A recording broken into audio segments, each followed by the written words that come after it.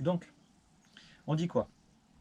Il a été prouvé également qu'il y a une diminution de force à court terme, une diminution de force dans laquelle pendant 24 heures, il ne faudra surtout pas forcer sur le muscle étiré au risque de se blesser. Parce qu'en fait, justement, ce que j'expliquais tout à l'heure, le réflexe myotatique ne va pas être efficace, bien sûr.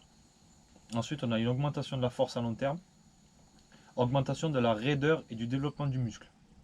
Donc en fait, un muscle, il va être plus élastique, il va pouvoir encaisser plus de charge lorsque tu vas l'étirer et le faire gagner en souplesse. Et en même temps, il va risquer de se péter plus tard.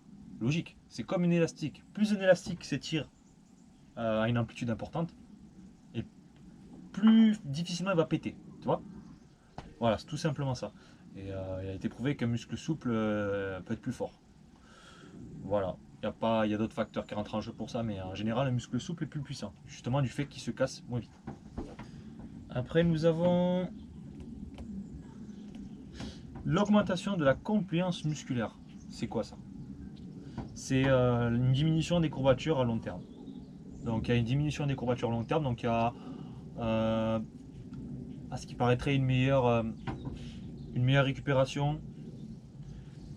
Bien sûr avec les automassages, etc. c'est efficace, ça draine un petit peu le muscle, mais c'est approuvé quand même. Je crois que cette théorie est encore remise en question.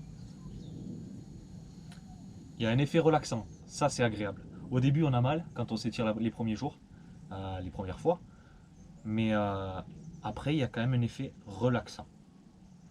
Dans le sens où dans le cerveau, il y a une libération d'hormones du plaisir. La même hormone quand tu kiffes, tu vois, quand tu manges quelque chose de bon, ou quand tu... Ah, je salis ma feuille. Quand tu fais des bébés, voilà, tu m'as compris. Ben, c'est ce même type d'hormone qui est libéré dans le cerveau lors d'un étirement. S'étirer avant de dormir, ça permet de mieux dormir, par exemple. C'est une très bonne solution.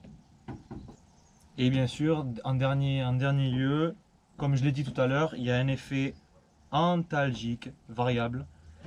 Donc il y a un effet de décalage du seuil de douleur. Moi au début, je t'explique, quand j'ai commencé à faire le grand écart, j'étais à 50 cm du sol.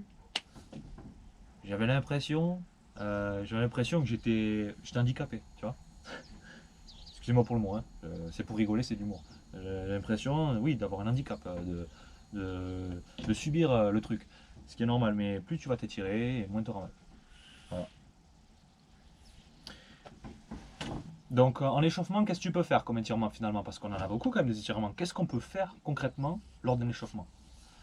Il faut favoriser plutôt les étirements de type... donc par exemple, on a des étirements de type puissance.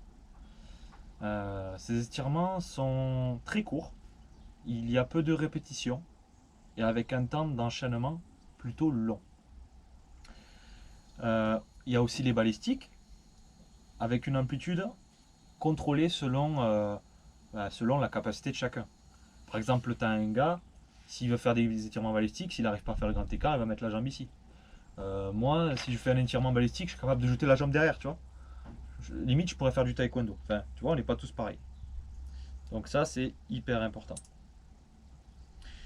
Là, on arrive à la fin, mon cher ami. Donc, c'est une vidéo assez simple. J'ai pas cherché à être compliqué. J'ai cherché vraiment à t'expliquer les types d'étirements les plus utilisés pour comprendre un petit peu à quoi ça sert. Chose que j'oubliais, être souple. Pour résumer, ça sert à gagner en puissance, à avoir une amplitude plus importante, à limiter les risques de blessures. De par l'amplitude exagérée de certains étirements, ton muscle est plus flexible et il cassera moins, tout simplement. Très bien aussi pour les échauffements, éviter d'avoir des blessures. Donc n'oublie pas de t'abonner, de mettre un j'aime et d'aller sur mon Instagram. L'Instagram c'est John Ibanez Ninja. John Ibanez Ninja, à bientôt mon gars. Parce qu'il y a pas mal de vidéos d'entraînement là aussi. Il y a aussi des vidéos marrantes si tu as envie de te fendre la poire. Parce que c'est l'objectif, tu vois. L'objectif c'est vraiment que tu kiffes, que ça te fasse rire et aussi que tu apprennes des choses, tu vois. Par rapport à ça, je te dis à la prochaine mon gladiateur. Hop hop hop.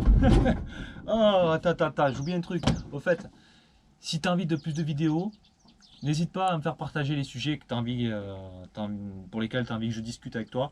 C'est hyper important, ça me donnera des sujets à mettre sur les vidéos. Donc n'hésite pas à parler ça dans les commentaires. Et fais partager mon gars. Allez, à bientôt, ciao ciao.